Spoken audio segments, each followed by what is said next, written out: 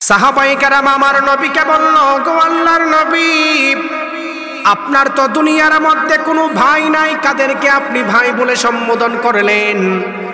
বিশ্ব নবী বলল, সাহাবায়ে কেরাম শেষ জামানার উম্মতরা হলো আমার ভাই, যারা আমাকে না দেখে আমি নবীর জন্য জীবন দিবে, আমি নবীকে না দেখার পরেও তারা তাদের অন্যান্য জিনিস থেকে আমাকে বেশি ভালোবাসবে। আমি আমার শেষ জামানার উম্মত আমার ভাইদের কথা স্মরণ করে কান্না শুরু করেছি, আর কান্না ধরে রাখতে পারি নাই। সুবহানাল্লাহ। এক সাহাবী আমার নবীকে বলল, ইয়া রাসূলুল্লাহ, শেষ জামানার উম্মতরা যদি আপনার ভাই বনে যায়, তাহলে আমরা তো আপনার সঙ্গে চলাফেরা করি, তাহলে আমরা কি আপনি আমাদেরকে জানায়া দেন? বিশ্বনবী সাল্লাল্লাহু আলাইহি ওয়াসাল্লাম জানালো, ও সাহাবায়ে কেরাম, তোমরা আমার সঙ্গে চলাফেরা করো, তোমরা হলো আমার সাহাবী, তোমরা আমার সাথী, কিন্তু শেষ জামানার উম্মতরা হলো আমার ভাই। এই কথা বলে আল্লাহর নবী ক্ষান্ত হন নাই, সঙ্গে সঙ্গে উম্মতদেরকে গোল্ডেন অফার দিয়েছেন। ও সাহাবায়ে কেরাম, হাসরের ময়দানে আমি যদি তোমাদের দিকে একবার তাকাই, আমি শেষ জামানার ভাই অর্থাৎ উম্মতদের দিকে, হাসরের ময়দানে কঠিন সময়ে তাদের দিকে 100 বার ফিরে তাকাবো। সুবহানাল্লাহ। নবী আমাদের দিকে 100 বার তাকাবেন ফিরে। ওনার সাহাবীদেরকে বলতেছেন, তুমি আমার সাথী, আমার সাহাবী, হাসরের ময়দানে কঠিন অবস্থায় তোমার দিকে যদি একবার তাকাই, আমি শেষ জামানার উম্মতের দিকে 100 বার তাকাবো। সুবহানাল্লাহ বলেন। বিশ্বনবী সাল্লাল্লাহু আলাইহি ওয়াসাল্লামকে মহব্বত করার অন্যতম একটা কারণ হলো আল্লাহর নবী সাহাবায়ে কেরামদেরকে ভালোবাসতেন, উম্মতদেরকেও ভালোবাসতেন। আপনি জানলে অবাক হবেন, বিশ্বনবী সাল্লাল্লাহু আলাইহি ওয়াসাল্লাম দুনিয়ার মধ্যে সর্বোত্তম ইনসাফওয়ালা নবী ছিলেন, সর্বোত্তম ইনসাফওয়ালা মানুষ ছিলেন। ওনার মতো ইনসাফওয়ালা মানুষ দুনিয়ার মধ্যে নাই। আমার নবী বয়স হওয়ার পর ইনসাফওয়ালা হন নাই, বরং জন্মের পর থেকে আমার নবী দুনিয়ার শ্রেষ্ঠ ইনসাফওয়ালা ছিলেন। সুবহানাল্লাহ। বিশ্বনবী সাল্লাল্লাহু আলাইহি ওয়াসাল্লাম বয়স যখন ছোট ছিল, আম্মার রাদিয়াল্লাহু তাআলা আনহুর সঙ্গে চলাফেরা করতেন। আম্মার রাদিয়াল্লাহু তাআলা আনহুর সঙ্গে চলাফেরা করতেন, একসাথে ওনারা বকরি চড়াতো। আল্লাহর নবী কেমন ফ্যান্টাস্টিক আদর্শওয়ালা নবী ছিল, কেমন হাই কোয়ালিটির আদর্শ ছিল। আল্লাহর নবীর ইনসাফ কেমন ছিল, একটা উদাহরণ দিলে ভালো করে বুঝতে পারবেন। আম্মার রাদিয়াল্লাহু তাআলা আনহুর সঙ্গে আমার নবী চলাফেরা করত। একদিন দুইজন মিলে তো ওনারা প্ল্যান করলেন, আমরা আগামীকাল ফজরের সময় অমুক মাঠের মধ্যে আমরা আমাদের ছাগল চড়াবো। একসাথে গিয়ে আমরা আমাদের ছাগল এবং বকরিকে ঘাস খাওয়ায় সেখান থেকে ফিরব। ঘটনাক্রমে পরের দিন ফজরের সময় আম্মার রাদিয়াল্লাহু তাআলা আনহু মাঠের মধ্যে আগে পৌঁছে যায়। আল্লাহর নবী মাঠের মধ্যে আগে পৌঁছে গেলেন, আম্মার রাদিয়াল্লাহু তাআলা আনহু পরে গেল। আপনি জানলে অবাক হবেন, কোন নবীর উম্মত আপনি, কেমন নবীর উম্মত আপনি। আল্লাহর নবী কেমন ইনসাফওয়ালা মানুষ ছিল, কেমন ইনসাফওয়ালা নবী ছিলেন, উদাহরণ দিলে ভালো করে বুঝতে পারবেন। বিশ্ব নবী সাল্লাল্লাহু আলাইহি ওয়াসাল্লাম পরের দিন ফজরের সময় সবার আগে মাঠের মধ্যে চলে গেল। আম্মার রাদিয়াল্লাহু তাআলা আনহু যাওয়ার ক্ষেত্রে লেট করার কারণে আল্লাহর নবী সকালবেলা ছাগলগুলিকে ছাড়েন নাই, এক জায়গার মধ্যে আটকা রাখলেন। সুবহানাল্লাহ। কিছুক্ষণ পর আম্মার রাদিয়াল্লাহু তাআলা আনহু আসছেন। আসার পরে বলতেছেন, নবী, হ্যাঁ আপনি তো আমার আগে আসছেন, আপনি তো আগে ছাগল ছাড়তে পারতেন, কেন পরে ছাড়লেন, আমার সঙ্গে কেন? আল্লাহর নবী বললেন, আম্মা, তোমার সঙ্গে গতকাল আমি প্ল্যান করে আসছি, ওয়াদাবদ্ধ হয়েছে একসাথে ফজরের পরে আমি ছাগলের ঘাস খাওয়াবো। আমি সকালবেলা চলে আসছি, আগে যদি আমার ছাগল ছাড়ি তাহলে আগে ভালো ঘাস খাবে, তোমার ছাগল ভালো ঘাস পাবে না। সুবহানাল্লাহ পড়বেন না? সাধারণ ঘাস নিয়ে আল্লাহর নবী পৃথিবীর সেরা ইনসাফের প্রমাণ দিয়েছেন। আর আমাদের সমাজের মানুষ শেষ জামানার উম্মত হওয়ার পরে আপন ভাইয়ের জায়গায় আপন ভাই নিজের নামে লিখে নেয়, এমন আছে না নাই? বিশ্ব নবী কেমন ইনসাফওয়ালা মানুষ ছিলেন, এবার শুনেন, আপনাদেরকে শোনাই। আল্লাহর নবী সাহাবায়ে কেরামদেরকে নতুন নতুন নসিহত করতেন। আপনি তো চিন্তা করেন, আল্লাহর নবীর উম্মত হয়েছেন, আপনি পার পেয়ে যাবেন, নবীর উম্মত হিসাবে আপনি বেনিফিট পাবেন। কিন্তু নবীর উম্মত হওয়ার পরেও যদি নবীর আদর্শ ভিতরে না থাকে, মনে রাখবেন আল্লাহর নবী আপনার জন্য সুপারিশ করবে না। ইনসাফ করার ক্ষেত্রে শুধু দুনিয়াবি ক্ষেত্রে নয়, আপনি যদি এলাকার নেতা হয়ে থাকেন, এলাকার সম্ভ্রান্ত ফ্যামিলির মানুষ হয়ে থাকেন, মনে রাখবেন বিচার করার সময় আল্লাহর নবী যেইভাবে বিচার করতেন সেইভাবে বিচার করলেই উম্মত হবেন, ঠিক কিনা? যদি বিচার করতে চান, বিশেষ করে চেয়ারম্যান সাহেব, বাংলাদেশের আন্তর্জাতিক ট্রাইব্যুনাল সহ বাংলাদেশের উচ্চ পদস্থ যেই জায়গার মধ্যে বিচার হয়, কার্যক্ষেত্র হয়, মানুষদেরকে ফাঁসির রায় দেওয়া হয়, সারা পৃথিবীর ওয়ার্ল্ড ওয়াইড যেই জায়গার মধ্যে মানুষদেরকে বিচার করা হয়, তাদের ব্যাপারে আল্লাহর নবীর শিক্ষা কি ছিল আমাদের জানার দরকার আছে না নাই? আপনি শেষ জামানার নবীর উম্মত, আপনাকে আল্লাহর নবী বেনিফিট, আল্লাহ তাআলা বেনিফিট দিয়েছেন, শেষ নবীর উম্মত হওয়ার কারণে আপনি সবার আগে জান্নাতে যাবেন। কিন্তু নবী দুনিয়া চালানোর ক্ষেত্রে উনি যখন রাষ্ট্রনায়ক ছিল, কিভাবে বিচার করতেন, ইনসাফ করতেন, জানার দরকার আছে না নাই? আমাদের সমাজের মানুষের অন্যতম একটা খারাপ অভ্যাস হচ্ছে, দুর্বল মানুষ যখন সমাজে কোনো খারাপ কাজ করে, সবল মানুষ তার উপর চড়াও করে, আর এলাকার সম্ভ্রান্ত ফ্যামিলির মানুষ কোনো খারাপ কাজ করলে তার বিচার করতে চায় না। এমন আছে না নাই? আপনাদের এই শাহবাজপুর, আমাদের শাহবাজপুর হয়তো কম, কিন্তু বাংলাদেশ নয়, সারা পৃথিবীর মূল থিমে এটা। যারা বড়, তারা যারা ধনী মানুষ, তারা যখন মানুষদের উপর অন্যায় অত্যাচার করে তাদেরকে কেউ বিচার করতে চায় না। যেমন উদাহরণ দিই আপনাদেরকে, আপনাদের এখান থেকে কেউ যদি এখান থেকে মোটরসাইকেল চুরি করে, অথবা আপনাদের এখান থেকে দোকান থেকে, বাড়ি থেকে স্বর্ণ চুরি করে, তাদেরকে আমরা চোর বলে গণধুলাই দিই, মারধর করি, ঠিক কিনা বলেন? আমাদের সমাজ ব্যবস্থাটা এত খারাপ হয়েছে, সাধারণ চুরি করার কারণে মানুষদেরকে আমরা চোর বলি, আর কোট টাই পরে টাকা পাচার করে তাদেরকে আমরা চোর বলতে পারি না, ঠিক কিনা বলেন? ঠিক কিনা বলেন? কোট টাই পরে লক্ষ লক্ষ কোটি টাকা বাংলাদেশ থেকে পাচার করেছেন, আমরা তাদেরকে চোর বলতে পারি না। কিন্তু সাধারণ গরিব মানুষ যখন চুরি করে, তার উপর সবাই মিলে আমরা শরীয়তের হদ কায়েম করি। বিশ্বনবী সাল্লাল্লাহু আলাইহি ওয়াসাল্লাম বিচার করার ক্ষেত্রে কেমন ইনসাফ করতেন, আল্লাহর নবীর উম্মত হিসাবে আমাদের জানা প্রয়োজন। আমরা দুনিয়ার মধ্যে মানুষদের জন্য ইনসাফ করতে পারি না। বুখারী শরীফের ৬৭৮৮ নাম্বার হাদিসটা খুলে দেখবেন। ওই জমানার সবচাইতে সম্ভ্রান্ত ফ্যামিলির একটা মহিলা এলাকার মধ্যে চুরি করেছিল। বনু মাখজুমি গোত্রের একটা মহিলা এলাকার মধ্যে চুরি করেছে। এলাকার মানুষ চিন্তা করতেছেন, সম্ভ্রান্ত ফ্যামিলির মহিলা চুরি করেছে, তার তো বিচার করার কোনো সম্ভাবনা নাই। সম্ভ্রান্ত ফ্যামিলির মানুষ তো অন্যায় করেছে, তার বিরুদ্ধে যদি আমরা কথা বলি তাহলে তাদের মান সম্মান নিয়ে এলাকার মধ্যে টানাটানি হবে। তাহলে আল্লাহর নবীর কাছে কিভাবে আমরা সুপারিশ করতে পারি? আল্লাহর নবী কেমন বিচার করতেন শোনেন। সাহাবায়ে কেরাম চিন্তা করলো, আল্লাহর নবীর কাছে এই কথা বলার জন্য কোনো সাহাবী যেতে পারবে না। উসামা ইবনে যায়েদকে আল্লাহর নবী ভালোবাসতেন। সমস্ত সাহাবায়ে কেরাম উসামা ইবনে যায়েদ রাদিয়াল্লাহু তাআলা আনহুর কাছে হাজির হয়ে বললেন, ও উসামা, আল্লাহর নবীর কাছে সুপারিশ করা প্রয়োজন। উসামা ইবনে যায়েদ রাদিয়াল্লাহু তাআলা আনহু পুরো বর্ণনা শুনলেন। বনু মাখজুমি গোত্রের মহিলা যখন চুরি করেছে, এলাকার সম্ভ্রান্ত ফ্যামিলির মেয়ে, উসামা ইবনে যায়েদ আল্লাহর নবীর কাছে গিয়ে বললেন, ওগো আল্লাহর নবী, আপনার কাছে একটা সুপারিশ নিয়ে আসছি। আপনি জানলে অবাক হবেন। আল্লাহর নবী বললেন, ও উসামা ইবনে যায়েদ, আমি তোমাকে ভালোবাসি। আল্লাহর নবী হাদিসের মধ্যে বলেছেন, হিব্বু রাসূলিল্লাহ, অর্থাৎ উসামা ইবনে যায়েদ রাদিয়াল্লাহু তাআলা আনহুকে আল্লাহর নবী বেশি ভালোবাসতেন। এই জন্য সাহাবায়ে কেরাম উসামা ইবনে যায়েদকে সুপারিশ করার জন্য নবীর দরবারে পাঠিয়েছেন। নবীর দরবারে হাজির উসামা ইবনে যায়েদ রাদিয়াল্লাহু তাআলা আনহু, মাখজুমি গোত্রের সেই বড় ফ্যামিলির মহিলা চুরি করছে, তার পক্ষে গিয়ে সুপারিশ করার জন্য গেছেন নবীর দরবারে। নবী যখন পুরা ঘটনা শুনলেন, পুরা ঘটনা শোনার পরে আল্লাহর হাবিব সাল্লাল্লাহু আলাইহি ওয়াসাল্লাম বলেন, আতাশফাউ ফি হাদ্দিম মিন হুদুদিল্লাহ, হে উসামা, তুমি কি আল্লাহর ফয়সালার বিরুদ্ধে আমার কাছে সুপারিশ করতেছো? চুরি করলে হাত কাটা হবে, এটা বিধান। আল্লাহর বিধানের বিরুদ্ধে তুমি আমার কাছে সুপারিশ করতেছো। আতাশফাউ ফি হাদ্দিম মিন হুদুদিল্লাহ। এই কথা বলার পর আল্লাহর নবী বললেন, ও সাহাবায়ে কেরাম,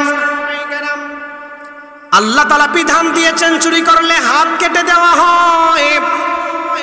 সম্ভ্রান্ত ফ্যামিলির মহিলা চুরি করছে বিদায় এটার বিধান কখনো চেঞ্জ হতে পারে না। আল্লাহর নবী এমন সময় কমা ফা খতাবা, আল্লাহর নবী দাঁড়িয়ে গেলেন, কথা বললেন, ভাষণ দিলেন। আল্লাহর নবী বললেন, ও সাহাবায়ে কেরাম শোনো, দুনিয়ার মধ্যে পূর্ববর্তী কিছু উম্মত ধ্বংস হওয়ার মূল কারণ হলো তাদের জমানায় যখন কোনো মানুষ চুরি করত, সম্ভ্রান্ত ফ্যামিলির মানুষ চুরি করত, তারা তাদেরকে ছেড়ে দিত, তাদের বিচার করত না। আর কোনো গরিব মানুষ যখন এলাকার মধ্যে চুরি করত, তাদেরকে মানুষ ইচ্ছামতো ধুলাই করত। আল্লাহর নবী বললেন, পূর্বের জমানার কিছু পুত্র, পূর্বের জমানার কিছু উম্মত ধ্বংস হওয়ার মূল কারণ হলো ধনী মানুষরা অন্যায় করলে তাদের বিচার করত না, গরিব মানুষ অন্যায় করলে তাদের বিচারটা কঠিন করত। এমন সময় আল্লাহর নবী কসম খেলেন, ওয়াইমুল্লাহ, আল্লাহর কসম খেলেন, আল্লাহর কসম খেয়ে আমার নবী সাহাবায়ে কেরামদেরকে জানানো, লাউ আন্না ফাতিমাতা বিনতা মুহাম্মাদিন সাল্লাল্লাহু আলাইহি ওয়াসাল্লাম, ও সাহাবায়ে কেরাম, আমি নবীর মেয়ে ফাতেমাও যদি চুরি করে, মনে রাখবে আমি আল্লাহর কসম খেয়ে বলতেছি, আমি নবীর মেয়ে ফাতেমাও যদি চুরি করে, সারাকাত লাকাতা মুহাম্মাদুন ইয়াদাহা, আল্লাহর কসম আমি আমার মেয়ের হাতটা পর্যন্ত কেটে দিব, ছাড় দিব না। নবী এই কথা বলছেন, ওয়াইমুল্লাহ, আল্লাহর কসম। আপনি বুঝতে পারতেছেন নবীর মেয়ের কথা কেন বলছেন? রাসূল সাল্লাল্লাহু আলাইহি ওয়াসাল্লাম অধিক ভালোবাসতেন ফাতেমা রাদিয়াল্লাহু তাআলা আনহাকে। সাহাবায়ে কেরামদের সামনে কমা ফা খতাবা দাঁড়ায় বলতেছেন, আইয়ুহান নাস, অধিকাংশ উম্মত ধ্বংস হইছে। বড়লোক মানুষ যখন অন্যায় করে তাদের বিচার করে না, গরিব মানুষ অন্যায় করলে তার উপর হদ চালু করে দিত। শুনে রাখো, ওয়াইমুল্লাহ, আল্লাহর কসম, আমার মেয়ে ফাতেমাও যদি চুরি করে বা চুরি করত, আমি নবীর মেয়ে হওয়া সত্ত্বেও তার হাত কেটে দিতাম, আল্লাহর বিধানের বিরুদ্ধে যেতাম না। সুবহানাল্লাহ। অথচ আন্তর্জাতিক ট্রাইব্যুনালে দেখেন, বিগত সময় দেখেন, বাংলাদেশে অধিকাংশ মানুষ, নির্দোষ মানুষ ফাঁসির কাস্টে ঝুলছেন। এমন আছে না নাই? তার মাধ্যমে কি বোঝা গেল? এই উম্মত ধ্বংসের পথে আছে, বিচার ঠিক মতো করে না। এই উম্মত ধ্বংসের মধ্যে আছে বিচার ঠিক মতো না করার কারণে। এর মাধ্যমে এটা স্পষ্ট বোঝা গেল। এবার আসেন আল্লাহর নবীকে মহব্বত করার অন্যতম আরেকটা কারণ শুনেন। বিশ্ব নবী সাল্লাল্লাহু আলাইহি ওয়াসাল্লামকে কেন আমরা মহব্বত করব? আল্লাহর নবীর আদর্শ যাদের ভিতরে থাকবে, আল্লাহর নবী বলেছেন তাদের জন্য সুপারিশ করবে। আপনি যদি সমাজের মধ্যে যত বড় সম্ভ্রান্ত ফ্যামিলির মানুষ হন না কেন, মনে রাখবেন আল্লাহর নবীর আদর্শ যদি আপনার ভিতরে না থাকে, আল্লাহর নবীর আদর্শ নিয়ে কোন কিঞ্চিত পরিমাণ সন্দেহ থাকে, মুনাফিকের কাতারের লিস্ট হয়ে আমাদেরকে কবরে যেতে হবে, কোনো ছাড় থাকবে না। আপনারা সবাই একটু আমার সাথে একটু কথা বলেন। এখানে যারা আছেন এই কম মানুষই, এটা কিয়ামতের অন্যতম আলামত। মানুষ তাফসীরুল কোরআন মাহফিল আসবে, গান বাজনা হলে ওয়াতুখিজাতিল কায়নাতু ওয়াল মাআজিফ, গান বাজনা হলে মানুষ হাজার হাজার থাকবে, কিয়ামতের আলামত। যারাই আছেন কথা বলেন। এই উত্তর গ্রাম বা আমাদের শাহবাজপুরের কেউ কি কোনোদিন বা এই জমানার কেউ রসুলের সঙ্গে এক বেলা খাবার খাইছেন? আপনারা রসুলের সঙ্গে কেউ যুদ্ধ করছেন? কেউ যুদ্ধ করে নাই। রসুলকে কেউ দেখছেন? দেখেন নাই। রসুল সাল্লাল্লাহু আলাইহি ওয়াসাল্লামের সঙ্গে খাবার খেতেন, নবীর পিছনে নামাজ পড়তেন, রসুল সাল্লাল্লাহু আলাইহি ওয়াসাল্লামের সঙ্গে বিভিন্ন জায়গায় যেতেন। ওই মানুষটার দাম বেশি না আমাদের দাম বেশি? অবশ্যই ওই মানুষটার দাম বেশি। উনি নবীকে দেখছেন, মদিনা শরীফে নবীর পিছনে নামাজ পড়ছেন, অবশ্যই ওনার দাম বেশি। কিন্তু জানলে অবাক হবেন, রসুল সাল্লাল্লাহু আলাইহি ওয়াসাল্লামের পিছনে নামাজ পড়ার পরেও আদর্শ নিয়ে জাস্ট একটু সন্দেহ করার কারণে মুনাফিকের কাতারে নাম লেখায় মারা গেছেন। নাউজুবিল্লাহ। বিশ্ব নবী সাল্লাল্লাহু আলাইহি ওয়াসাল্লামের আদর্শ কেমন ফ্যান্টাস্টিক আদর্শ শুনেন। আল্লাহর নবীর আদর্শ যাদের মধ্যে ঢুকে ফেলবে, আল্লাহর নবীর আদর্শ যাদের ভিতরে ফিট হয়ে যাবে, আল্লাহর নবী তাদের জন্য সুপারিশ করবেন। আল্লাহর নবীর আদর্শের অন্যতম একটা সিস্টেম হলো, কোন মানুষ যদি বিশ্ব নবীর আদর্শকে নিয়ে সন্দেহ করে, মুনাফিকি জিন্দেগি নিয়ে কবরে চলে যায়। মদিনা শরীফের মধ্যে আল্লাহর নবী যখন নামাজ পড়তেন, ওনার পিছনে সাহাবায়ে কেরাম নামাজ পড়তো। এর মধ্যে অন্যতম একজন ব্যক্তি হলো সাহাবা। গরিব সাহাবা বিশ্ব নবীকে বলতো, গো আল্লাহর নবী, আপনি আমার জন্য দোয়া করেন, আল্লাহ তাআলা যেন আমাকে ধন সম্পদ দান করেন, আমি মানুষদেরকে যাকাত দিব। বিশ্ব নবী বললেন, ও সাহাবা, দুনিয়ার মধ্যে আমি মানুষদেরকে ধন সম্পদ দেওয়ার জন্য আসি নাই, দুনিয়ার মধ্যে আমি মানুষদেরকে বাশীরা ওয়া নাযীরা, মানুষদেরকে সুপথ দেখানোর জন্য আসছি। আমি নবী মুহাম্মদুর রাসূলুল্লাহ সাল্লাল্লাহু আলাইহি ওয়াসাল্লাম যদি দুনিয়ার মধ্যে ধন সম্পদের চিন্তা করতাম, তাহলে আমি আল্লাহর কাছে দোয়া করার সঙ্গে সঙ্গে মক্কা মদিনার পাহাড়গুলি আমার পিছনে স্বর্ণে রূপান্তরিত হয়ে যেত। প্রথম দিন সাহাবাকে আল্লাহর নবী ফিরায় দিলেন, সাহাবা সেখান থেকে চলে গেল। দ্বিতীয়বার আল্লাহর নবীর দরবারে হাজির হয়ে যায়। আমার নবীকে হাজির হয়ে আমার নবীকে বলল, ইয়া রাসূলুল্লাহ, আপনি আমার জন্য দোয়া করেন, আল্লাহ যেন আমাকে ধন সম্পদ বাড়ায়া দেয়। আল্লাহর নবী বললেন, ও সাহাবা, আমি তোমার জন্য দোয়া করতে পারবো না। তৃতীয়বার আল্লাহর নবীর কাছে যাওয়ার পর বিশ্ব নবী হঠাৎ করে আল্লাহর কাছে দোয়া করলেন, গো আল্লাহ, এই গরিব সাহাবীর ব্যবসার মধ্যে আপনি বরকত দান করে দেন। সুবহানাল্লাহ। নবী দোয়া করছেন, সঙ্গে সঙ্গে সূরাতুত তাওবা এর ৭৫ নম্বর আয়াতে শানে নুজুল খুলে দেখবেন। এই সাহাবার ব্যবসা বড় হয়েছে, এক্সপান্ডিং, অ্যাক্সেলারেটিং হওয়ার কারণে মদিনা শহর থেকে বের হয়ে গেছে। কারণ শহর অঞ্চলে জায়গা কম থাকে, ব্যবসা বড় করা যায় না। উনি চলে গেছেন মদিনার বাইরে, ব্যবসা বড় হয়েছে নবীর দোয়াতে। নবীর পিছনে নামাজ পড়তো, নবীর সঙ্গে খাবার খাইতো, একসাথে সাহাবী মানুষ। হঠাৎ করে আল্লাহর নবী বলতেছেন, সাহাবাকে তো এখন আর মসজিদে দেখা যায় না, কারণ কি? এক সাহাবী বলল, ইয়া রাসূলুল্লাহ, এই সাহাবা ধন সম্পদ বাড়ার কারণে ঠিক মতো 5 ওয়াক্ত নামাজ পড়তে পারে না। নাউজুবিল্লাহ পড়বেন না? বিশ্ব নবী মনে মনে কষ্ট পেলেন, কিছু বললেন না। কিছুদিন পর সাহাবায়ে কেরামদেরকে প্রশ্ন করলেন, ও সাহাবায়ে কেরাম, সাহাবাকে তো এখন জুমার নামাজের মধ্যেও দেখা যায় না। সাহাবায়ে কেরাম বলল, গো আল্লাহর নবী, ব্যবসা বড় হওয়ার কারণে উনি ব্যবসার পিছনে এমন ব্যস্ত হয়ে গেল। যেই সাহাবী আপনার পিছনে নামাজ পড়তো, ব্যবসার কারণে এখন ঠিক মতো তিনি মসজিদে আসতে পারে না, জুমার নামাজ পড়তে পারে না। আল্লাহর নবী কষ্ট পাওয়ার সঙ্গে সঙ্গে আল্লাহ তাআলা আয়াত নাজিল করলেন, ওগো আল্লাহর নবী, আপনি যাকাত দেওয়া শুরু করেন। আল্লাহর নবী রাতের বেলা লিস্ট করছেন। একটা কষ্ট পাইছে সাহাবী, জুমার নামাজ মিস করে ফেলছে, টাকার পিছনে পড়ে। In terms of name and fame, in terms of wealth and money, এটা দুনিয়ার সফলতা অর্জন হতে পারে না। 1000 কোটি টাকা থাকলেই কেউ সফলতা অর্জন করতে পারে না, বাস্তব ইতিহাস শুনেন। লিস্ট পাঠাইছেন, সাহাবা তো অনেক ধনী মানুষ, তার কাছ থেকে যাকাত নিয়ে আসে। আপনি জানলে অবাক হবেন, সাহাবায়ে কেরাম সাহাবার কাছে যাওয়ার পর সাহাবায়ে কেরাম নবীর স্ট্রাকচার অনুযায়ী যখন আইন নিয়ে গেছেন, সেই সাহাবা যাকাত দিতে চায় নাই। বলছে, আমি আমার মতো যাকাত দিব, নবীর মতো দিলে তো আমার অনেক জিনিস চলে যাবে। নাউজুবিল্লাহ। আল্লাহ তাআলা আয়াত নাযিল করেছেন সূরা তাওবার ৭৫ নম্বর আয়াত, নবী, হ্যাঁ, কিছু কিছু মানুষ আছে ধন সম্পদ হওয়ার আগে আপনার কাছে ওয়াদা করবে যে ধন সম্পদ হইলে যাকাত দিব, কিন্তু তারা ধন সম্পদ হওয়ার পর আল্লাহকে ভুলে যাবে, তাদের যাকাত নিয়েন না। আপনি জানলে অবাক হবেন, রাসূলের জিন্দেগি শেষ, আবু বকরের জিন্দেগি শেষ, ওমরের জিন্দেগি শেষ, সাহাবা যাকাত দিতে পারে নাই, নেয় নাই কেউ। ওসমানের জমানায় মুনাফিক হয়ে মারা গেছে। যেই ব্যক্তি নবীর পিছনে নামাজ পড়তো, খাবার খাইতো, আপনি আমি নবীকে দেখি নাই, সারাদিন গুনার সাথে লিপ্ত, যাকাত ঠিক মতো দেন না, কিভাবে আপনি জান্নাতে যাবেন? এটা চিন্তা করার দরকার না? রাসূল সাল্লাল্লাহু আলাইহি ওয়াসাল্লাম দুনিয়ার মধ্যে আল্লাহ তাআলা প্রেরণ করেছেন রাসূল সাল্লাল্লাহু আলাইহি ওয়াসাল্লামকে উত্তম আদর্শ দিয়ে। আপনাদেরকে নতুন একটা তথ্য দিয়ে যাই, রাসূল সাল্লাল্লাহু আলাইহি ওয়াসাল্লাম যে 63 বছর দুনিয়াতে বাঁচবেন, ওনার হায়াত থাকবে, এটা আল্লাহ তাআলা কোরআনেই প্রমাণ করেছেন। সুবহানাল্লাহ পড়েন।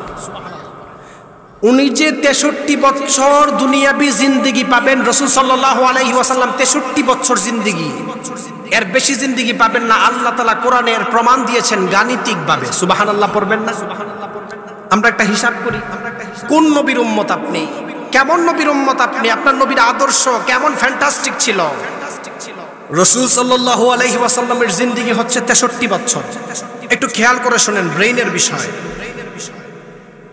কোরআনের গাণিতিক প্যাটার্ন নিয়ে ইহুদি খ্রিস্টানরা প্রচুর পরিমাণ গবেষণা করে, শুধু মুসলিম আলেমদেরকে ধোঁকা দেওয়ার জন্য। রাসূল সাল্লাল্লাহু আলাইহি ওয়াসাল্লামের জিন্দেগি হচ্ছে 63 বছর। একটা হিসাব আমরা করি, রাসূল সাল্লাল্লাহু আলাইহি ওয়াসাল্লাম দুনিয়ার মধ্যে নবুয়ত প্রাপ্ত হয়েছেন 40 বছরে। 40 বছর বয়সে রাসূল সাল্লাল্লাহু আলাইহি ওয়াসাল্লাম দুনিয়ার মধ্যে নবুয়ত প্রাপ্ত হয়েছেন।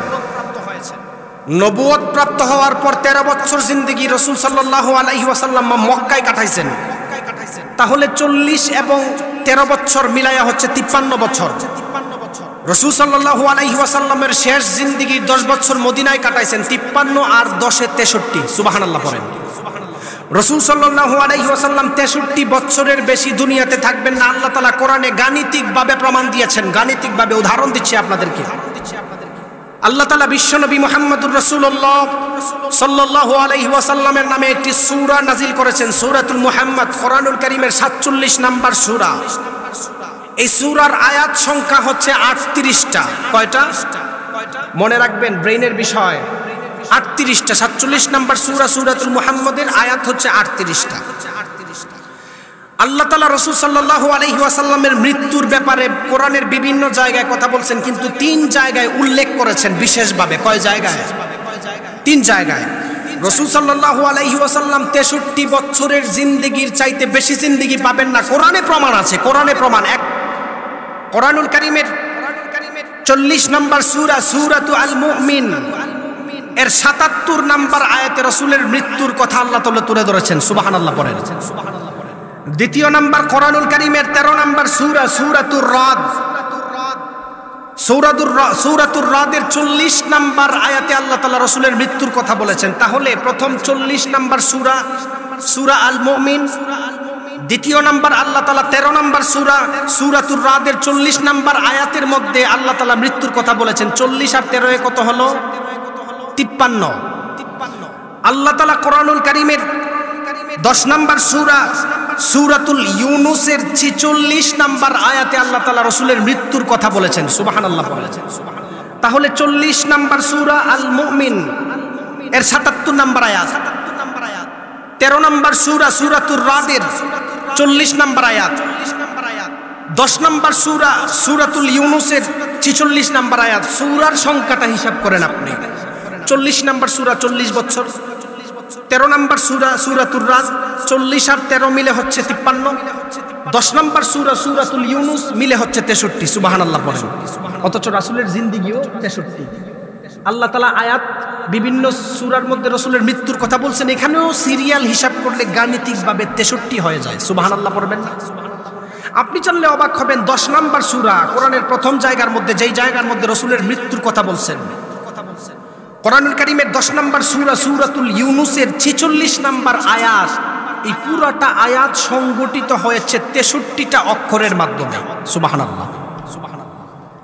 সূরার সংখ্যার দিক দিয়েও 63, আয়াতের সংখ্যা দিক দিয়েও 63, রাসূলের জিন্দেগিও 63। আপনারা বুঝতে পারছেন কিছু? আল্লাহ তাআলা কি গাণিতিক প্যাটার্ন কোরআনে রাখছেন। এবার আসেন আয়াতের হিসাব করি। 40 নাম্বার সূরা, সূরাতুল মুমিন এর 77 নাম্বার আয়াতের 77 নাম্বার। 13 নাম্বার সূরা, সূরাতুর রাদের 40 নাম্বার আয়াত। 10 নাম্বার সূরা, সূরাতুল ইউনুসের 46 নাম্বার আয়াত। 77, 40, 46 মিলে যোগ করলে হয় 163। কত? 63। 163। আপনি জানলে অবাক হবেন, মৌলিক সংখ্যার দিক দিয়ে গণনার ক্ষেত্রে 163 হচ্ছে 38 নম্বর। মৌলিক সংখ্যার দিক দিয়ে 163 হচ্ছে 38 নম্বর। আর আল্লাহ তাআলা সূরাতুল মুহাম্মদ 47 নাম্বার সূরার মধ্যে 38টা আয়াত দিয়েছেন, সুবহানাল্লাহ পড়বেন না? মৌলিক সংখ্যার দিক দিয়ে 163, 38, সূরা মুহাম্মদের আয়াতও 38। আপনি মনে করেন বিজ্ঞান উন্নত হয়েছে আপনার কাছে, আপনি কোরআনকে ব্যাকডেটেড কিতাব বলবেন, ওলামায়ে কেরামদেরকে আপনি ব্যাকডেটেড মানুষ বলবেন। আমি প্রায় সময় বলে থাকি, বিজ্ঞান উন্নত হয়েছে কোরআন থেকে। রাসূলের জিন্দেগি নিয়ে গাণিতিক প্যাটার্নই প্রমাণ করে দেয় এই আল কোরআন একমাত্র আল্লাহর পক্ষ থেকে রাসূলের উপর নাজিল হয়েছেন। ঠিক কিনা বলেন? ঠিক কিনা বলেন? তাহলে এই গাণিতিক ব্যাখ্যা থেকে বোঝা গেল রাসূলের জিন্দেগি 63 বছরই হবে, এর বেশি হবে না। গাণিতিক প্যাটার্ন থেকে বুঝলাম, এই জন্য আমার নবী সানা। বিশ্ব নবী সাল্লাল্লাহু আলাইহি ওয়াসাল্লাম এমন একজন নবী ছিলেন, উনি কোনোদিন মানুষদের উপর জুলুম করতেন না। ইতিহাস শোনালে ভালো করে বুঝতে পারবেন, রাসূলের হাদিস শোনালে ভালো করে বুঝতে পারবেন।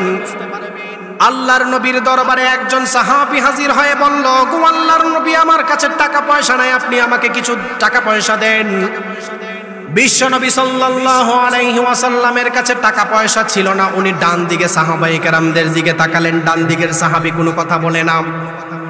বাম দিকের সাহাবায়ে কেরামদের দিকে তাকালেন, বাম দিকের সাহাবায়ে কেরামরা কোনো কথা বলে না। এমন সময় বিশ্ব নবীর দরবারে ওই জামানার সবচাইতে বড় ইহুদি পণ্ডিত হাজির হয়ে আমার নবীকে বলল, গো আল্লাহর নবী, আপনার কাছে এক সাহাবী টাকা চাইছেন, আপনার কাছে টাকা পয়সা নাই। একটা কাজ করেন, আপনি আমি ইহুদি মানুষ থেকে টাকার ঋণ নিয়ে আপনার সাহাবায়ে কেরামদের জরুরত পূর্ণ করেন। আল্লাহর নবী ইহুদির থেকে টাকা নিয়ে নির্দিষ্ট সময়ের চুক্তিতে টাকা নিয়ে সাহাবায়ে কেরামদেরকে সেই টাকা দিয়ে জরুরত পূর্ণ করলেন। সুবহানাল্লাহ। ইহুদির থেকে চুক্তি হয়েছে, অমুক মাসের অমুক তারিখে আমার থেকে টাকা নেবে, এর আগে টাকা নেওয়ার কোনো চান্স নাই চুক্তি অনুযায়ী।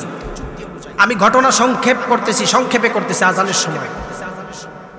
চুক্তি শেষ, ইহুদির থেকে টাকা নিয়ে রাসূল দিয়েছেন সাহাবায়ে কেরামদেরকে। রাসূল সফরে বের হবেন, টাকা পাওয়ার কিছুদিন আগে ইহুদি নবীর দরবারে হাজির, বলতেছেন এই মুহূর্তে টাকা দেন, না হলে আপনাকে ছাড়া হবে না। আচ্ছা বলেন তো দেখি, চুক্তি অনুযায়ী নবীর কাছে আগে আসা এটা অন্যায় হয়েছে না? অন্যায় হয়েছে। নবীকে বলছেন আপনার সফর এখানে স্টপ, যাওয়া যাবে না, বসেন এখানে, এই মুহূর্তে আমাকে টাকা দিতে হবে। আল্লাহ নবী বলতেছেন চুক্তি অনুযায়ী এখন তো টাকা নাই আমার কাছে, তোমার চুক্তি যেই সময় ওই সময় আমার থেকে টাকা নেবে। বিশ্ব নবী সাল্লাল্লাহু আলাইহি ওয়াসাল্লাম কেমন ইনসাফওয়ালা মানুষ ছিল। ইহুদি যখন আল্লাহর নবীকে কষ্ট দেওয়া শুরু করলেন, বিশ্ব নবীর ঘাড়ের মধ্যে যেই চাদর ছিল, চাদরের মধ্যে এমন জোরে টান দিল, টান দেওয়ার কারণে আল্লাহর নবীর ঘাড়ের মধ্যে রক্তের দাগ ভরে যায়। সাহাবায়ে কেরাম অবাক হয়ে গেল, আইরে বিয়াদবি করা শুরু করেছে। আল্লাহর নবী কোনো কথা বলে না, আপনি জানলে অবাক হবেন। জোহর থেকে মাগরিব পর্যন্ত একই জায়গায় নবীকে বসায় রাখছেন, আল্লাহর নবী তার সঙ্গে খারাপ ব্যবহার করে নাই। সুবহানাল্লাহ। সাহাবায়ে কেরাম বললেন, ইয়া রাসূলুল্লাহ, জোহর থেকে মাগরিব আপনি বলেন, আমরা ফয়সালা করি না, তার সঙ্গে খারাপ ব্যবহার করো না, সে তো ইহুদি মানুষ, বুঝে না। এইভাবে এশার নামাজ চলে গেল। এশার নামাজের পরে তাহাজ্জুদের সময় নবী সেখানে বসা, তারপরে ইহুদির সঙ্গে কোনো খারাপ ব্যবহার করে নাই। কোন নবীর উম্মত আপনি চিন্তা করতে পারেন নাই। ফজরের নামাজ শেষে ইহুদি আয়েশা বলতেছেন, নবী হে, আপনাকে আমি কষ্ট দেওয়ার জন্য জোহর থেকে ফজর পর্যন্ত বসাই রাখি নাই। আমি তাওরাত কিতাবের বিরাট বড় পণ্ডিত ছিলাম। আমি দেখেছি শেষ জামানার নবী এমন নবী হবে যে উনাকে কেউ কষ্ট দিলে উনি রাগান্বিত হন না। আমি আপনাকে পরীক্ষা করে দেখছি, আপনি সত্যিই আল্লাহর নবী। আমি ইহুদি, এখন আপনার কাছে ইসলাম ধর্ম গ্রহণ করলাম। সুবহানাল্লাহ, সুবহানাল্লাহ।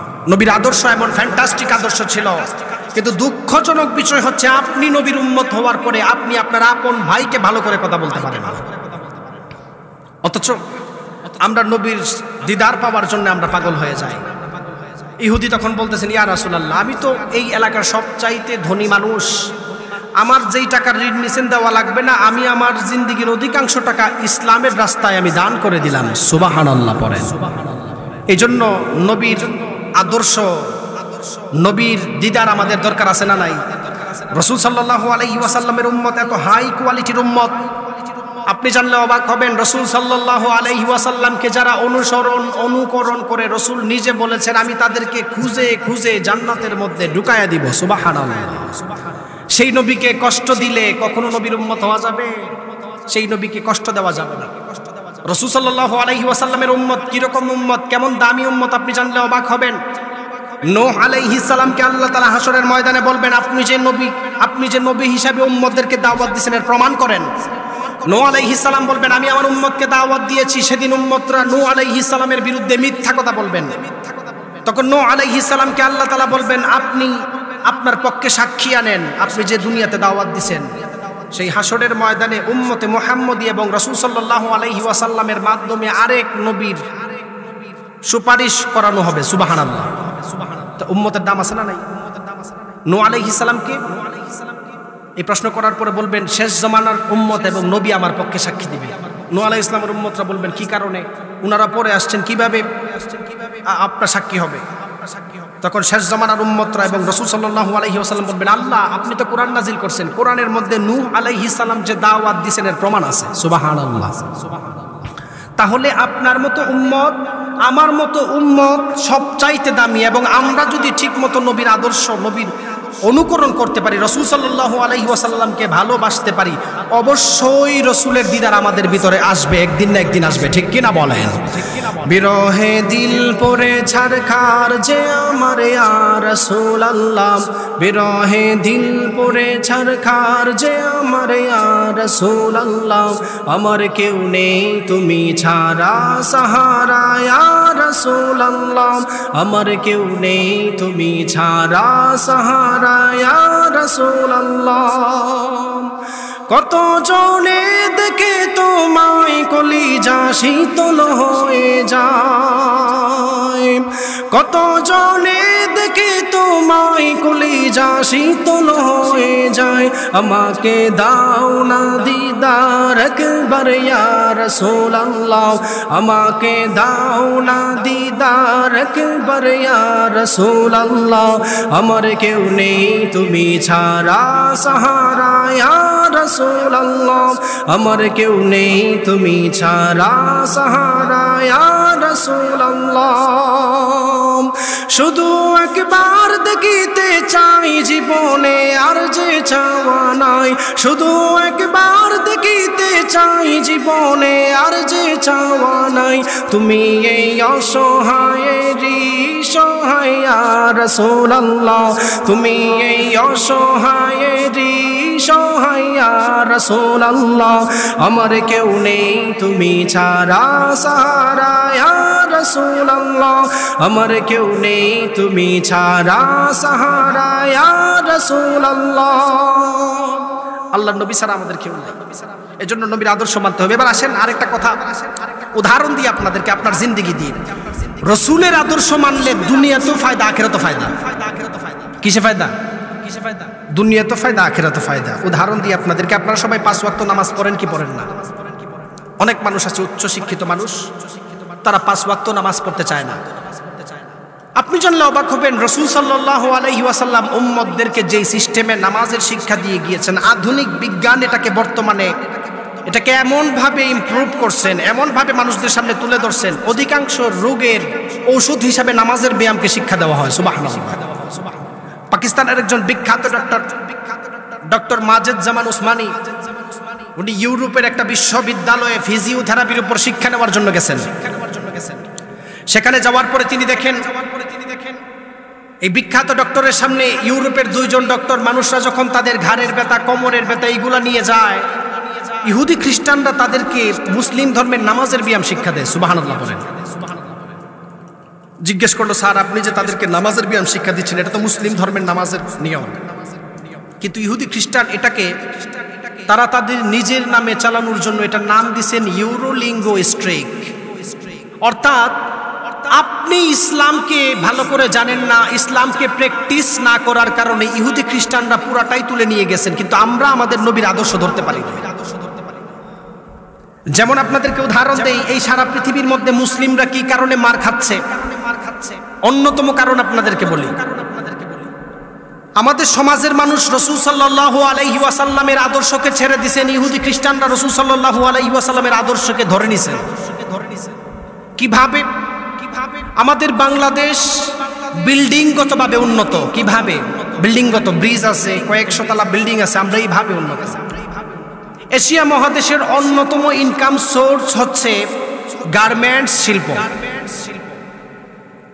আপনি বলেন তো দেখি, আমাদের বাংলাদেশ থেকে কাপড় বানাইয়া ইউরোপ আমেরিকার মানুষ আমাদের থেকে কাপড় নেয়।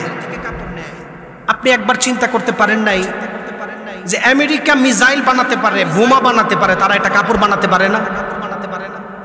আমেরিকা বোমা বানাতে পারে, মিসাইল বানাতে পারে, হাইপারসনিক বোমা বানাতে পারে, তারা কাপড় বানাতে পারে না? মূলত আমেরিকান এবং খ্রিস্টান এবং ইংরেজরা আমাদেরকে গোলাম বানিয়ে দিয়ে গেছেন, গোলাম। আমরা এখনো সেই গোলামের আওতাভুক্ত থাকার কারণে, মূল কারণ হচ্ছে সেই জমানায় আমরা নবীর আদর্শকে ছেড়ে দিয়েছিলাম। ইহুদি খ্রিস্টানরা রাসূল সাল্লাল্লাহু আলাইহি ওয়াসাল্লামের আদর্শকে গ্রহণ করে তারা পৃথিবীর অন্যতম লাইনের মধ্যে উঠে গেছেন, আর মুসলিম দেশগুলো এখন ডেবে গেছে। যেমন আপনাদেরকে উদাহরণ দেই, সারা পৃথিবীর মানুষ, আমরা ফিলিস্তিনের পক্ষে কথা বলতেছি, নবীর উম্মত হিসাবে তাদের জন্য কাঁদি, কিন্তু আরব বিশ্ব আমেরিকার সঙ্গে বিরাট বড় চুক্তি করছে, অথচ ফিলিস্তিনরা খাবার খেতে পারে না। কোটি কোটি টাকার চুক্তি করছেন আরব বিশ্ব। দুঃখজনক বিষয় হচ্ছে আমরা মুসলিমরা এখন গাফেল হয়ে গেছি, গাফেল। যদি নবীর আদর্শ আমাদের ভিতরে থাকতো, নবীর আদর্শ আমাদের ভিতরে থাকতো, অবশ্যই আমরা গাফেল হতাম না। মূল কারণ ইসলাম ছেড়ে দেওয়ার কারণে, ঠিক কিনা বলেন? ঠিক কিনা বলেন? আমরা শুধু বিল্ডিংগতভাবে উন্নত হয়েছি, আমাদেরকে বোকা বানাই দিয়েছেন। আপনি জানলে অবাক হবেন, ইংরেজরা আমাদেরকে শাসন করেছেন 190 বছর। কত বছর? 190 বছর। ইংরেজরা যখন আমাদের দেশের মধ্যে আসেন, এই বাংলাদেশ সহ সাবকন্টিনেন্টাল সমস্ত দেশগুলা পৃথিবীর ধনীর ক্ষেত্রে 7ম নম্বর ছিল, 7 নম্বর ধনী দেশ ছিল। আপনি বলবেন হুজুর, বাংলাদেশ সহ সাবকন্টিনেন্টাল দেশগুলা সারা পৃথিবীর ধনীর মধ্যে 7 নম্বর ছিল। ইংরেজরা এখানে আসছেন, এর মাধ্যমে কি বোঝা গেল? ওই সময় আমরা ধনী ছিলাম। 190 বছর যখন আমাদেরকে চুষে খাইয়া যখন ইংরেজরা চলে যায়, আমরা পৃথিবীর সবচাইতে ধনী গরিব দেশের মধ্যে লিস্টে পড়ে গেছে। এর মাধ্যমে কি বোঝা গেল? ইংরেজরা যেই সময় আসছিল, বাংলাদেশ সহ সাবকন্টিনেন্টাল দেশ সমস্তগুলা ধনী ছিল। আমাদের থেকে রীতিনীতি ইংরেজরা চুরি করে আমাদেরকে ধ্বংস করে দিয়ে গেছে। অন্যতম কারণ আপনাদেরকে বলি, আমাদের অ্যাডমিনিস্ট্রেটিভ সিস্টেম ধ্বংস করছেন, আমাদের শিক্ষা ব্যবস্থা ধ্বংস করে দিয়েছেন। কিভাবে আপনি বলবেন? ক্লাস 9-এ ওঠার পরে মানুষরা ভিক্ষাভিত্তিক দরখাস্ত শিখায়। ধনী ছেলেরাও দরখাস্ত করে, আমার বাবা 4 সন্তান নিয়ে ফ্যামিলি চালাইতে কষ্ট, দয়া করে আমার বেতনকে মাফ করে দেন। আপনি বলেন তো দেখি, একটা ছেলেকে স্কুলের মধ্যে ভিক্ষাভিত্তিক পড়াশোনা শিখাইছে ইংরেজরা। ধনীর ছেলেও গরিবের সিস্টেম অনুযায়ী লিস্ট করতেছেন, আমার বাবা 4 দিন যাবত, আমার বাবা 4 সন্তান নিয়ে চলাফেরা করতে পারে না, আমাকে দয়া করে বেতন মওকুফ করেন। ক্লাস 9 এটা শিখায়। আপনি জানলে অবাক হবেন, 25 বছর জিন্দিগি চলে যায় একটা মানুষের মাস্টার্স করতে গিয়ে।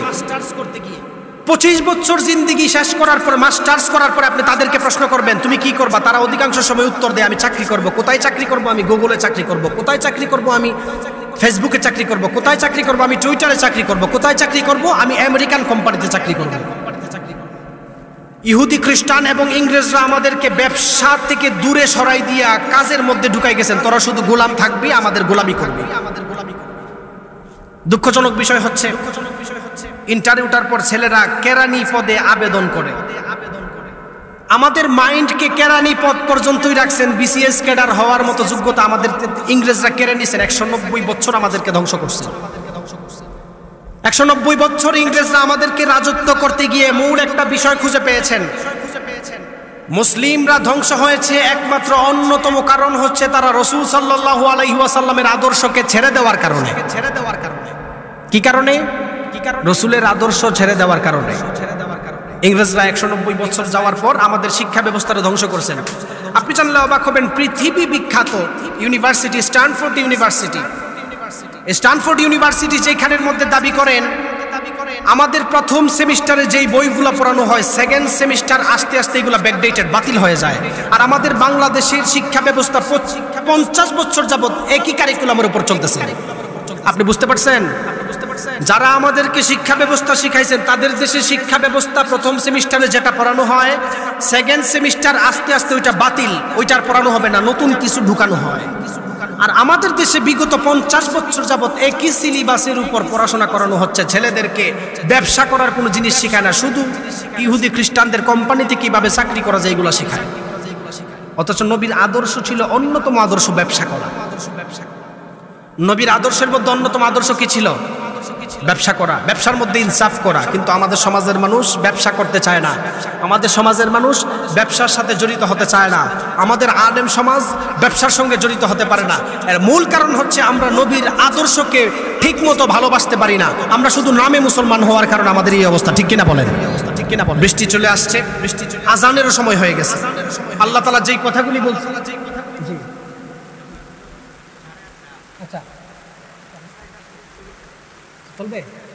আচ্ছা ঠিক আছে, যেহেতু বৃষ্টি চলে আসছে আমরা বসি। গুরুত্বপূর্ণ কিছু কথা। রাসূল সাল্লাল্লাহু আলাইহি ওয়াসাল্লামের আদর্শ কেমন আদর্শ? ইংরেজরা রাসূল সাল্লাল্লাহু আলাইহি ওয়াসাল্লামের আদর্শ নিয়ে বিরাট ভাবে তারা গবেষণা করে। কিভাবে গবেষণা করে? ইংরেজের কমান্ডার তাদেরকে প্রশ্ন করেছিল, তোমরা মুসলিমদের কাছে কি কারণে হারেছিলে? তারা জবাব দিয়েছিল, তাদের সঙ্গে আমরা অস্ত্র যুদ্ধ করে জিতেছি, কিন্তু তারা নবীর ভালোবাসার ক্ষেত্রে, ইসলাম মানার ক্ষেত্রে সবচাইতে কঠোর, আমরা তাদের ঈমানের কাছে হেরে গেছি। সুবহানাল্লাহ বলেন। নবীর উম্মতের দাম আছে না নাই? নবীর উম্মতের দাম আছে না নাই? এজন্য নবীর উম্মত হতে গেলে অবশ্যই দুইটা জিনিস মানতে হবে। এক নাম্বার আল্লাহর কোরআন, দ্বিতীয় নাম্বার আল্লাহর নবী যাদেরকে রেখে গেছেন ওলামায়ে কেরাম, নবীর হাদিস। ওলামায়ে কেরামদেরকে সম্মান করবেন নবীকে সম্মান করার মতো, নায়েবে নবী যাদেরকে বলা হয়। কিন্তু দুঃখজনক বিষয় হচ্ছে আমাদের সমাজের মানুষ আলেমদেরকে কাঠমুল্লা বলে গালি দেয়। আমাদের সমাজের মানুষ মসজিদের ইমাম সাহেব, মুয়াজ্জিন সাহেবদেরকে ইচ্ছা মতো খারাপ ব্যবহার করে। এরকম আছে না নাই? মসজিদে যাওয়ার পর ইমাম সাহেবদের সঙ্গে খারাপ ব্যবহার করে। আচ্ছা তাহলে ঠিক আছে। রাসূলের আদর্শ কি? ওলামায়ে কেরামদেরকে সম্মান করা। কিন্তু দুঃখজনক বিষয় হচ্ছে শেষ জমানার মধ্যে আল্লাহর নবী বলেন, ইযা ফাআলাত উম্মতি 15 খসলাতান হাল্লা বিহাল বালা। সাহাবায়ে কেরাম উম্মত 15টি খারাপ অভ্যাসের কারণে ধ্বংস হবে। 15টি খারাপ অভ্যাস, এর অন্যতম খারাপ অভ্যাস হচ্ছে আল্লাহর নবী বলেন, ওয়ারতাফাআতিল আসওয়াতু ফিল মাসাজিদ। মসজিদের মধ্যে হাঙ্গামা শুরু হবে। মসজিদের মধ্যে মানুষ ইমাম সাহেব, খতিব সাহেবদেরকে ধমক দিয়ে কথা বলবেন। এমন আছে না নাই? এমন আছে না নাই? সুযোগ পেলেই মসজিদে ওলামায়ে কেরামদেরকে ধমক দেয়। সুযোগ পেলেই মানুষ ইমাম সাহেব, খতিব সাহেবদেরকে ধমক দেয়। হুজুর যদি সুদের কথা বলে তাহলে হুজুরের চাকরি নাই। এরকম আছে না নাই? আচ্ছা আপনি বলেন তো দেখি, এটা কি নবীর আদর্শ হতে পারে? সত্যি করে বলেন, নবীর আদর্শ হতে পারে? নবী শেষ জমানার কথা বলছেন, উম্মত ধ্বংস হবে। কিভাবে ধ্বংস হবে? আল্লাহর নবী বলেন, ফালিয়ারতাকিবুহু ইনদা যালিকা রিহান হামরা। যখন মানুষ মসজিদের ইমাম সাহেবদেরকে লাঞ্ছিত বঞ্চিত করবে, তখন শেষ জমানায় মানুষদের চেহারা বিকৃত হয়ে যাবে, অগ্নিবায়ু চালু হবে। অগ্নিবায়ু। এই বিগত কয়েক মাস আগে আমেরিকার বিখ্যাত একটা স্টেট লস অ্যাঞ্জেলেস আল্লাহ তাআলা আগুনে পুরাটা পুরাই দিয়েছেন। পৃথিবীর যত খারাপ কাজ হয় আমেরিকার লস অ্যাঞ্জেলেস থেকে হতো, আল্লাহ তাআলা পুরাটা পুরাই দিয়েছেন। রাসূলের হাদিস বাস্তব, বলছেন, ফালিয়ারতাকিবুহু ইনদা যালিকা রিহান হামরা খসফান আও মাসখান। অগ্নিবায়ু চালু করবেন, মানুষদের চেহারা বিকৃত হবে যখন মানুষ মসজিদের মধ্যে হাঙ্গামা শুরু করবে, আলেমদেরকে গালি দিবে। তখন কিভাবে? আপনি বলবেন, হুজুর পুরা বাংলাদেশে তো একজনকেও আমি চেহারা বিকৃত হতে দেখি নাই। আরে মানুষের চেহারা আল্লাহ বিকৃত করবে দূরের কথা, মানুষই এখন মানুষ থাকতে চায় না, নিজেই জানোয়ার বনে যায়। গত 2 বছর আগে ইউনাইটেড স্টেট অফ আমেরিকার একজন বিখ্যাত পপ তারকা $30,000 খরচ করে, প্রায় বাংলাদেশের 50 থেকে 60 লাখ টাকা খরচ করে তার চেহারাকে কুকুরের চেহারা বানাইছেন। আল্লাহ তাআলা মানুষদের চেহারা বিকৃত করবে দূরের কথা, মানুষই এখন মানুষ থাকতে চায় না, জানোয়ার বনে যায়। ঠিক কিনা বলেন? নবী 1500 বছর আগে বলছেন মানুষের চেহারা বিকৃত হবে, আর মানুষ নিজেই চেহারা বিকৃত করতেছেন। আল্লাহর গজব। কিভাবে আপনাদেরকে বলি, গত 2 বছর আগে সারা পৃথিবীর মধ্যে একটা রিসার্চ করা হয়েছে পৃথিবীর বিখ্যাত 10টা প্রাণী নিয়ে। কয়টা প্রাণী? হিংস্র 10টা বিখ্যাত প্রাণী। এর মধ্যে 1 নাম্বার হচ্ছে মশা, যার কামড়ে সারা পৃথিবীতে প্রায় 7,50,000 মানুষ মারা যায়। সারা পৃথিবীতে মশার কামড়ে 1 নাম্বার হিংস্র প্রাণী। পৃথিবীর 2য় নাম্বার সবচাইতে হিংস্র প্রাণী হচ্ছে আপনার মতো আমার মতো মানুষ, যাদের দাঙ্গা হাঙ্গামার কারণে সারা পৃথিবীতে 4.5 লক্ষ মানুষ মারা যায়। পৃথিবীর 3য় নাম্বার সবচাইতে ভয়ানক প্রাণী হচ্ছে কুকুর, যার কামড়ে সারা ওয়ার্ল্ডের মধ্যে 3.5 লক্ষ মানুষ মারা যায়। পৃথিবীর সবচাইতে ডেঞ্জারাস খারাপ প্রাণী হচ্ছে সাপ, 4র্থ নাম্বার, যার কামড়ে সারা পৃথিবীতে 1,75,000 মানুষ মারা যায়, বিশেষ করে আফ্রিকা, ব্রাজিলের মধ্যে।